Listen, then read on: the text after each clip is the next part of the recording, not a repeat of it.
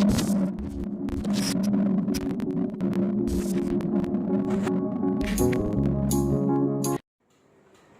Students, तो chemical bonding का next part that is 4 last part है। आज चैप्टर की एंडिंग भी है। पूरा वीडियो देखेंगे तभी आपको सब कुछ समझ में आएगा। अगर छोड़ छोड़ के देखेंगे या थोड़ा शुरू का देख लिया या कहीं से एक पॉइंट देख लिया, उससे बेनिफिट नहीं होगा। इसलिए कंप्लीट वीडियो देखना बहुत जरूरी है। लाइक शेयर सब्सक्राइब करना तो कभी मत भूलिएगा। आज हम आपको 3 पॉइंट पढ़ाने वाले हैं।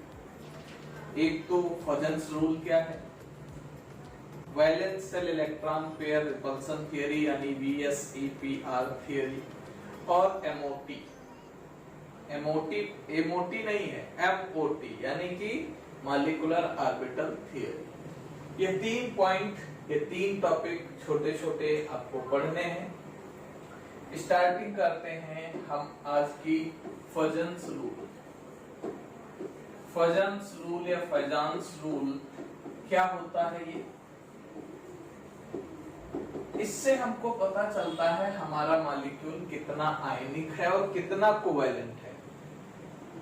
आयनिक नेचर कितना है मॉलिक्यूल में और कोवैलेंट नेचर कितना है। इन्होंने कुछ पॉइंट बताए थे, उसी पॉइंट के बेसिस पे हम बात करते हैं। डिफाइन क्या करना है, निकालना क्या है, सिर्फ गिवन कंपाउंड में कौन ज्यादा आयनिक है कौन कम आयनिक है, या फिर किसके पास कोवैलेंट कैरेक्टर ज्यादा है। एक तो आयनिक परसेंटेज आपने एस कैरेक्टर से निकाला है, दूसरा ये मेथड है जिससे आप निकाल सकते हो। इन्होंने बताया आयनिक नेचर, सब्सटेंस का आयनिक नेचर डायरेक्टली डिपेंड करेगा charge of ion. Charge of ion यानी किसी आयन का चार्ज जितना ज्यादा होगा उसमें आयनिक कैरेक्टर उतना ज्यादा होगा। दूसरा पॉइंट इन्होंने क्या बताया, द सेकेंड पॉइंट, जहां से क्वेश्चन बनता है। सेकेंड पॉइंट इन्होंने कहा ionic nature is directly proportional to the size of an ion.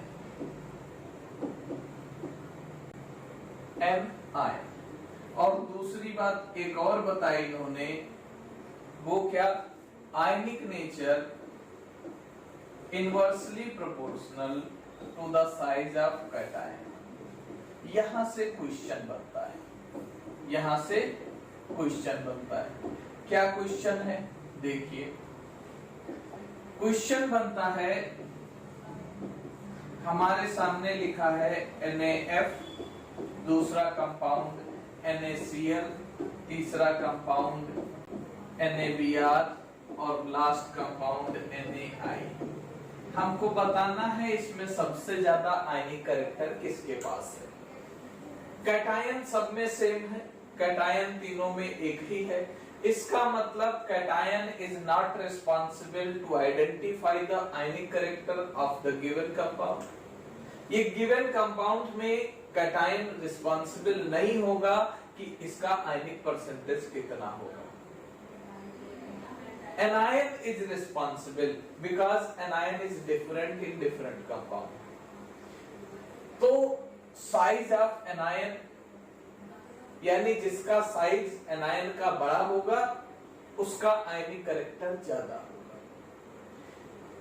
Fluorine, chlorine, bromine, iodine अगर इनकी बात करें तो फ्लोरीन सबसे ऊपर है, क्लोरीन उससे नीचे है, ब्रोमीन 3rd नंबर पे है और आयोडीन 4th नंबर पे। ग्रुप में अगर मूव करें तो सबसे ऊपर फ्लोरीन है और नीचे आयोडीन है। ग्रुप में डाउन द ग्रुप जाने पे साइज बढ़ता है क्योंकि सेल्स की संख्या बढ़ती है। तो यहाँ पे क्या निकल के आएगा, NaI का परसेंटेज आयनिक कैरेक्टर सबसे ज्यादा, NaBr का उससे कम, NaCl का उससे कम, NaF सबसे कम आयनिक होगा।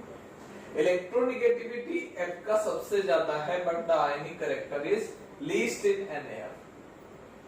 हमें देखना पड़ेगा यही है फजल्स रूल।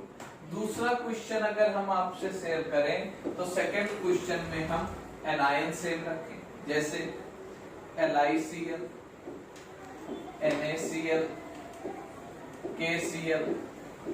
अब यहाँ पे देखो एनायन क्या है, anion is common, anion same है, इसका मतलब anion is not responsible. Anion की रिस्पॉन्सिबिलिटी नहीं है कि आइडेंटिफाई करा सके कि किसमें आयनिक कैरेक्टर ज्यादा है। कौन डिफरेंट है, कैटायंस। कैटायन तीनों में अलग अलग। ये तीन कैटायन कौन कौन से हैं, लिथियम, सोडियम, पोटेशियम। ये भी डाउन द ग्रुप क्या होगा, साइज बढ़ेगा। डाउन द ग्रुप साइज बढ़ने पे कैटायन का साइज बड़ा होगा तो आयनिक कैरेक्टर कम होगा। कैटायन के रेडियस से इनवर्स रिलेशन है, इसका मतलब आयनिक कैरेक्टर LiCl का सबसे ज्यादा, NaCl का उससे कम, KCl उससे कम। ये वो पॉइंट है जहां से हमको क्वेश्चन मिलता है फजल्स रूल पे कि परसेंटेज ऑफ आयनिक कैरेक्टर हमको निकालना है। चार्ज तो हमको डायरेक्ट दिख जाएगा। अगर आपसे पूछा जाए चार्ज को लेकर के, फर्स्ट पॉइंट को लेकर के क्वेश्चन, दैट इज ये पूछा जाए हमारे पास एक तरफ है Na2CO3, क्या है, Na2CO3, और दूसरी तरफ है हमारे पास KCl। अब बताओ किसका आयनिक कैरेक्टर ज्यादा होगा। यहाँ पे +1 -1 और यहाँ पे क्या है +1 और -2। दूसरा कंपाउंड अगर ले लें CaCO3 और दूसरी तरफ ले लें NaCl। अब यहाँ पे +1 -1 और यहाँ +2 -2, तो इनमें कैरेक्टर, आयनिक कैरेक्टर किसमें ज्यादा होगा, जहाँ चार्ज ज्यादा है। Greater the charge greater will be ionic character, ionic percentage. तो इसलिए इस तरह के ये दो क्वेश्चन हमारे कहां से आते हैं, फजल्स रूल से। और इसमें दो बातें हमसे पूछी जाती हैं। एक तो पूछा जाता है पोलराइजेशन और एक होती है पोलराइजेबिलिटी। पोलराइजेबिलिटी एनायन की होती है, पोलराइजेशन कैटायन का। यानी जो पोलराइज करता है वो पोलराइजेशन शो करता है, कैटायन शो करता है, और जो पोलराइज हो जाता है एनायन, उसको कहा गया कि इसमें पोलराइजेबिलिटी इफेक्ट ज्यादा है। तो एनायन का साइज डायरेक्टली प्रोपोर्शनल है, यानी जितना बड़ा एनायन होगा उतनी जल्दी वो पोलराइज होगा, और जितना छोटा कैटायन होगा वो उतनी जल्दी किसी को पोलराइज कर सकता है। तो इससे पोलर कैरेक्टर या नॉन पोलर कैरेक्टर भी आपका डिफाइन होता है। इसके बाद जो अगला पॉइंट हमको पढ़ना है, that is valence shell electron pair repulsion theory. Valence shell electron pair repulsion theory. ऐसे ही लिख के पूछा जाता है, V for valence, S for sale, E for electron, P for pair, R for repulsion theory. ये क्या है, नाम से ही इसके पता चल रहा है। हमारा ये न्यूक्लियस, इस न्यूक्लियस के सराउंडिंग सेल्स, कई सारी सेल्स हो सकती हैं। हमने 3 सेल बनाई। इन सेल्स में इलेक्ट्रॉन है, इन सेल्स में इलेक्ट्रॉन। लास्ट सेल में हमने 4 इलेक्ट्रॉन बना दिए। सेकंड लास्ट में सेकंड सेल है, इसलिए 8 इलेक्ट्रॉन रहेंगे। अब रिपल्सन की बात आ रही है तो आपको बताया भी है, इस न्यूक्लियस से किसी भी सेल पे सिर्फ अट्रैक्शन फोर्स लगता है, लेकिन इन बिटवीन द सेल्स कौन सा फोर्स, रिपल्सन। और क्यों repulsion, because similar charge electrons are revolving each shell. हर सेल में सिमिलर चार्ज यानी निगेटिवली चार्ज इलेक्ट्रॉन ही रिवॉल्व कर रहे हैं, इसलिए क्या है, रिपल्सन फोर्स। वैलेंस सेल में प्रेजेंट इलेक्ट्रॉन के रिपल्सन की वजह से आपको क्या क्या देखने को मिलता है। आपने हाइब्रिडाइजेशन कल पिछले लेक्चर में निकाला था। हाइब्रिडाइजेशन में हम जियोमेट्री निकालते हैं, यानी कि शेप मॉलिक्यूल का निकालते हैं, और ये जियोमेट्री अगर if lone pairs are present, तो जियोमेट्री इनकी चेंज हो जाती है, देन जियोमेट्री अफेक्ट होती है। आपने देखा भी था। तो अब इसको हमें यहीं पे समझ लेना है कि अगर लोन पेयर अगर आ गए तो लोन पेयर की वजह से रिपल्सन क्रिएट होता है, और ये लोन पेयर आएंगे कहां? वैलेंस सेल में ही। हमेशा वैलेंस सेल के ही बात होती है, जिसकी वजह से मॉलिक्यूल का शेप, मॉलिक्यूल का बॉन्ड एंगल, मॉलिक्यूल की स्टेबिलिटी, मॉलिक्यूल का ज्योमेट्री, ये सब चेंज होता चला जाएगा। और ये रिपल्सन लोन पेयर के बीच में सबसे ज्यादा होगा। Repulsion between lone pair is strongest. Second number पे लोन पेयर और बॉन्ड पेयर के बीच में रिपल्सन होगा, और सबसे कम रिपल्सन बॉन्ड पेयर। यानी अगर सारे बॉन्ड्स प्रेजेंट हैं तो वहां पे रिपल्सन सबसे कम होगा, क्योंकि इलेक्ट्रॉन जो है वो यूटिलाइज हो गए, इलेक्ट्रॉन इन्वॉल्व हो गए बॉन्ड को बनाने के लिए, इसलिए रिपल्सन सबसे कम। एक लोन पेयर एक बॉन्ड पेयर तो रिपल्सन थोड़ा ज्यादा, और अगर लोन पेयर है तो फिर रिपल्सन बहुत ज्यादा। इस केस में बॉन्ड एंगल सबसे ज्यादा रिड्यूस हो जाता है। ये दो थियरी थी जो आपको ध्यान रखनी है, दोनों से क्वेश्चन आता है। और लास्ट टॉपिक इसका है वो है मॉलिक्यूलर ऑर्बिटल थियरी। इससे मॉलिक्यूलर ऑर्बिटल डायग्राम बनाने को आपको दिया जाता है। MOT इसको कहते हैं, that is molecular orbital theory. Molecular orbital यानी अभी तक जो सेल सबसेल पढ़े थे, अब वो मॉलिक्यूलर बेसिस पे आ गए, ऑर्बिटल बेसिस पे आ गए। हमने हाइब्रिडाइजेशन पढ़ा है। हाइब्रिडाइजेशन में हमने क्या किया? दो अलग अलग एनर्जी लेवल की सेल्स दोनों को मिक्स किया और उतनी ही सेम एनर्जी लेवल की सेल बना दी। एग्जाम्पल के लिए आप दो भाई हो, एक के पास 3 रुपए, एक के पास 7 रुपए। पिताजी ने दोनों के रुपए लिए 10 और फिर दोनों को 5-5 बांट दिए। एक अलग एनर्जी मिक्स किया और फिर उसे दो इक्वल पार्ट में, मिक्स भी दो ही हुए और बने भी दो, लेकिन पहले एनर्जी अलग अलग थी, अब एनर्जी एक हो गई। इसी तरह 3 भी मिक्स हो सकते हैं, फिर 3 ही बनेंगे, लेकिन मिक्सिंग से पहले उनकी एनर्जी अलग थी, बाद में एनर्जी सबकी बराबर। अब उल्टा करना है हमको, सेम एनर्जी की दो डिफरेंट एटम्स की सेल्स को मिक्स करना है और दो डिफरेंट एनर्जी लेवल की ऑर्बिटल्स बनाना है। जैसे पहले में हाइब्रिडाइजेशन, क्या डिफरेंस है हाइब्रिडाइजेशन में और MOT में? थियरी में थोड़ा सा डिफरेंस देखते हैं। हाइब्रिडाइजेशन मेजर एक ही पॉइंट पे डिफरेंस है, वही आपको बता रहे हैं। यहां पे हमने क्या किया था, एक S और एक P मिक्स किया और 2 SP बनाई। S की एनर्जी अलग, P की एनर्जी अलग, लेकिन इन दोनों SP की energy same. Molecular orbital theory में S और S ही बनाएंगे, S और S ही मिला रहे हैं, दोनों सेम एनर्जी की, लेकिन जब एनर्जी बन के निकलेगी तो एक S बनेगा और एक S स्टार हो जाएगा, यानी कि अब दोनों की एनर्जी डिफरेंट। ये डिफरेंस है हाइब्रिडाइजेशन और मॉलिक्यूलर ऑर्बिटल थियरी में। यहाँ पे अलग अलग एनर्जी की दो ऑर्बिटल्स मिक्स करी और सिमिलर एनर्जी की दो ही बनाई। यहाँ पे दो सिमिलर मिक्स करी और दो अलग अलग एनर्जी की बनाई। अब हमको जो कॉन्फ़िगरेशन लिखना है वो मॉलिक्यूलर ऑर्बिटल थियरी की बेसिस पे लिखना है। अब अगर ऐसा करना है, ऐसा करते हैं तो क्या बनेगा कॉन्फ़िगरेशन, ये देख लीजिए।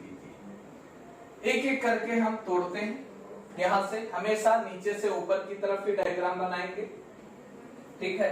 तो हम थोड़ा सा ऊपर पेज और ले लेते हैं जिससे हमको कोई प्रॉब्लम ना आने पाए। अब हमारे पास पहली जो सेल सबसेल ऑर्बिटल कहिए वो 1s है, दूसरे एटम की भी 1s हमने ले ली। मान लो हमारे पास एक एटम x है और एक y है, हमने दोनों को मिक्स किया, दोनों की पहली सेल 1s ही होगी। दुनिया का कोई एलिमेंट उठा लो, उसकी पहली सेल, पहली सबसेल, पहला ऑर्बिटल 1s ही लिखना है। इन दोनों को मिक्स किया, मिक्स करने के बाद हमको जो एनर्जी मिली, दो ऑर्बिटल्स बनाए, एक की एनर्जी ज्यादा हो गई और एक की एनर्जी कम हो गई। जिसकी एनर्जी कम हो गई इसको हमने कहा बॉन्डिंग ऑर्बिटल। क्या कहा? Bonding orbital. और जिसकी ज्यादा हो गई उसको हमने कहा anti bonding orbital. Anti bonding orbital. Electron equal ही भरे जाने हैं, यहां भी 2 इलेक्ट्रॉन थे, यहां भी 2 इलेक्ट्रॉन थे, लेकिन अब पहले दोनों इलेक्ट्रॉन इसमें भरे जाएंगे, अगले दोनों इलेक्ट्रॉन इसमें भरे जाएंगे। तो क्यों ना हम सीक्वेंस बना दें जिससे आपको इलेक्ट्रॉन की संख्या पता चलती रहे। देखिए मैं आपको सीक्वेंस से लिख दे रहा हूं, इसका पहला इलेक्ट्रॉन, इसका दूसरा इलेक्ट्रॉन, इसका पहला इलेक्ट्रॉन, इसका दूसरा इलेक्ट्रॉन, यहाँ पहला दूसरा भरा जाएगा, यहाँ तीसरा चौथा भरा जाएगा। 2 इधर थे इलेक्ट्रॉन, 2 इलेक्ट्रॉन इधर थे, पहले 2 नीचे आएंगे, उसके बाद 3 और 4 ऊपर। 34 नहीं है, 3,4 1,2, यहाँ भी 12 नहीं है, 1,2 लिखा। 2 इलेक्ट्रॉन इसके, 2 इसके, पहले 2 नीचे फिर 2 ऊपर। और ये जो एंटी बॉन्डिंग ऑर्बिटल है इसको स्टार के साथ रिप्रेजेंट करते हैं, सिग्मा स्टार 1s, और जो बॉन्डिंग है इसको सिग्मा 1s। सिग्मा क्यों? मैंने बताया था s में कोई भी पैरेलल कॉम्बिनेशन नहीं होता, दोनों के दोनों s आपस में एक्सियल ओवरलैपिंग करते हैं, इसलिए यहाँ पे सिग्मा बॉन्ड बनता है। दोनों s जुड़ रहे हैं इसलिए सिग्मा। स्टार और बगैर स्टार के बॉन्डिंग और एंटी बॉन्डिंग, ये पहली हमारी सेल हो गई। इसके बाद सेकेंड 1s के बाद क्या आता है? 2s, दोनों में 2s ही आएगा। अब बार बार हम बॉन्डिंग एंटी बॉन्डिंग नहीं लिखेंगे, हर स्टार वाली एंटी बॉन्डिंग है और विदाउट स्टार बॉन्डिंग है। यहां भी क्या बनेंगी? 2 सेल्स, 2 सेम एनर्जी की थी और 2 डिफरेंट एनर्जी की तैयार हो। फर्दर इलेक्ट्रॉन, अब इसमें इलेक्ट्रॉन भरे हुए हैं, इसका 3rd इलेक्ट्रॉन, इसका 4th इलेक्ट्रॉन, इधर भी 3rd इलेक्ट्रॉन, 4th इलेक्ट्रॉन। अब यानी कि कौन कौन सा हो गया? देखो 2 नीचे थे, 2 ऊपर आए। अब लेकिन हम 4 तक भर चुके हैं, यहाँ पे 5वां इलेक्ट्रॉन, 6ठा इलेक्ट्रॉन, 7वां इलेक्ट्रॉन, 8वां इलेक्ट्रॉन। ये होगा sigma star 2s, anti bonding है, ये होगा सिग्मा 2s। यहां भी सिग्मा क्योंकि s है। इसके बाद वाला जो p है ये सबसे कॉम्प्लिकेटेड है और यही आपको प्रॉपर समझना है। अब इसके बाद p ऑर्बिटल, p सबसेल आपके सामने आएगी और p सबसेल में हमारे पास 3 ऑर्बिटल्स हैं।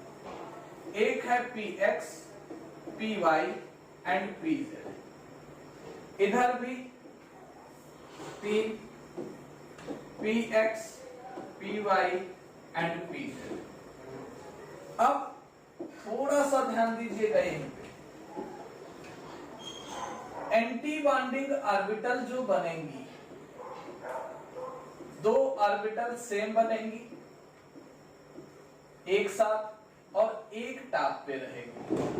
ऐसा जानते हो क्यों है? क्योंकि मैंने आपको बताया था, क्या बताया था ये जरा बताओ। मैंने आपको ये बताया था कि बनेगा ऑलवेज 1 सिग्मा और 2 पाई, तो दोनों पाई की एनर्जी एक जैसी और सिग्मा की एनर्जी ज्यादा। जो नीचे ऑर्बिटल्स बनेंगे इनमें थोड़ा सा अंतर है। अगर 14 से कम इलेक्ट्रॉन है, अगर 14 से इलेक्ट्रॉन की संख्या कम है, उस केस में ये 2 नीचे रहेंगे, ये 2 नीचे रहेंगे और एक ऊपर, 2 पैरेलल में पहले रहेंगे और एक ये बॉन्डिंग एक्स वाला अलग। अब एक्स वाई जेड 3 है, हम मान लेते हैं एक्स को सिग्मा और वाई जेड को पाई। 3 है सीक्वेंसली, पहले सिग्मा आता है इसलिए एक्स को मैं सिग्मा मान ले रहा हूं। अब यहां पे इलेक्ट्रॉन की संख्या 4, 5 और 6, 7 करके मानेंगे। 4, 5, 6, 7, 8 और नहीं 4 तक हो गया था, हमें 5 से काउंट करना है। 5, 6, 7, 8, 9 और 10। ऐसे ही यहाँ पे 5, 6, 7, 8, 9 और 10। पहला इलेक्ट्रॉन यहाँ पे आएगा, 8 तक भर गया था। 9 इलेक्ट्रॉन यहाँ पे आएगा, 9, 10 यहाँ पे आएगा, 11 यहाँ पे आएगा और 12 इलेक्ट्रॉन यहाँ आएगा। ये आपका है पाई 2py और ये है आपका पाई 2pz। कब? जब 14 से कम इलेक्ट्रॉन है। 14 से ज्यादा होने पे थोड़ा सा चेंज होता है, सिर्फ इतना चेंज होगा, ये जो सिग्मा 2px है ये नीचे आ जाता है। अगर 14 से ज्यादा इलेक्ट्रॉन है तो ये सिग्मा 2px नीचे आ जाता है, कुछ ऐसे पैरेलल में यही बना दे रहे हैं। ये सिग्मा 2px नीचे हो जाएगा और जो आपके ये पाई वाले दोनों बने हैं ये दोनों ऊपर हो जाएंगे। यानी उस केस में यहां पे if electrons are more than 14, तो फिर हमारा 9th इलेक्ट्रॉन, 10th इलेक्ट्रॉन, 11, 12, 13 और 14। अगर 14 से ज्यादा इलेक्ट्रॉन है तो आपको इतना सीक्वेंस ये चेंज करना, बाकी कोई चेंज नहीं, सिर्फ इतना सीक्वेंस ऐसे बनेगा। यहां पे 12 के बाद हमको 13 और 14 इलेक्ट्रॉन। ये आपका है pi star 2py, pi star 2pz, ये 15 इलेक्ट्रॉन, ये 16, ये 17, ये 18 और ये सिग्मा स्टार 2px 19 और 20 इलेक्ट्रॉन तक ही आपको दिए जाने हैं, जिससे ये मॉलिक्यूलर ऑर्बिटल डायग्राम सीक्वेंसली आपका बनता चला जाएगा। यहां से हमको एक तो मॉलिक्यूलर ऑर्बिटल डायग्राम बनाने को भी दिया जाता है और कुछ कैरेक्टर्स निकालने को दिए जाते हैं। ये कंप्लीट मॉलिक्यूलर डायग्राम आपका। इस पे क्वेश्चन क्या क्या बनते हैं वो भी यही देख लीजिए। एक तो पूछा जाता है हमको दिया गया मॉलिक्यूल डायामैग्नेटिक है या पैरामैग्नेटिक, जैसे O2 दे दिया, O2 माइनस दे दिया और O2 प्लस दे दिया। कौन डायामैग्नेटिक है कौन पैरा, तो O2 का मतलब 8, 8, 16 इलेक्ट्रॉन, मॉलिक्यूलर नंबर लेना है। 16 और 1 माइनस लगा है 17 हो गया, 16 1 माइनस लगा है यानी कि 15 हो गया। अब ये 17 इलेक्ट्रॉन आपको सीक्वेंसली भरने हैं। लास्ट में देखो 17 जहां पे है वहां पे अनपेयर्ड इलेक्ट्रॉन आ जाएगा। अगर 16 है तो 16 में भी अनपेयर्ड इलेक्ट्रॉन आ जाएगा, 15 है 15 में भी अनपेयर्ड इलेक्ट्रॉन। सीक्वेंसली इसी सीक्वेंस में इलेक्ट्रॉन 1 2 3 4 भरते चले जाओगे व्हाइट वाले कॉलम में, आपको कभी कोई प्रॉब्लम नहीं आनी। अगर अनपेयर्ड इलेक्ट्रॉन है तो वो पैरामैग्नेटिक। अगर अनपेयर्ड इलेक्ट्रॉन आपको दिखते हैं कहीं भी, एक भी है, तो ये पैरामैग्नेटिक, और अगर नहीं है तो diamagnetic. Paramagnetic, no unpaired electron मतलब डायामैग्नेटिक। और क्या पूछेंगे, बॉन्ड ऑर्डर पूछते हैं। यहां से बॉन्ड ऑर्डर पूछा जाता है, तो bond order is equal to होता है, bond order is equal to half into bonding electron minus anti bonding electron। ये हो गया। अगर पूरा लिखें, bond order is equal to half into bonding electron minus anti bonding electron. ठीक, इससे आप निकाल सकते हैं बॉन्ड ऑर्डर। और कुछ चीजें अगर आपको नोट में भी देनी है, लेकिन उससे पहले बॉन्ड ऑर्डर का कुछ और एप्लीकेशन भी है। Bond order is directly proportional to bond strength, यानी बॉन्ड ऑर्डर जितना ज्यादा होगा मॉलिक्यूल उतना ही ज्यादा स्टेबल या मजबूत होगा। और दूसरी बात, bond order is inversely proportional to bond length, inversely proportional to bond length। ये पॉइंट हो गया। ये फार्मूले सब एक एक करके यूज होंगे। दूसरी बात यहाँ पे, if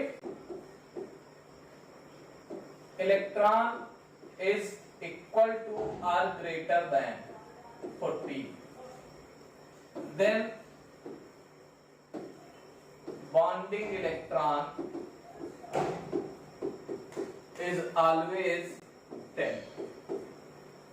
अगर टोटल इलेक्ट्रॉन की संख्या 14 या उससे ज्यादा है तो फिर बॉन्डिंग इलेक्ट्रॉन 10 हमेशा होंगे, 10 से कम नहीं होंगे और 10 से ज्यादा नहीं।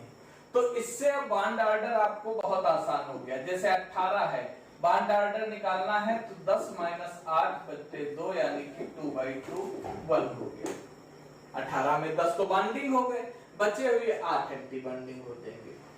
ये पॉइंट आप ध्यान रखेंगे। इसके अलावा भी एक बॉन्ड ऑर्डर निकालने का तरीका है।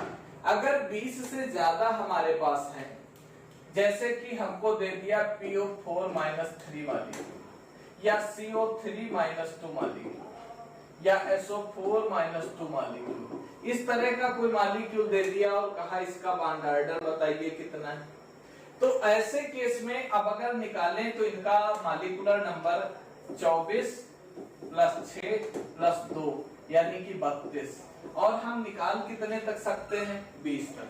अगर इससे ऊपर है तो फिर हमको रेजोनेंस की हेल्प लेनी पड़ेगी।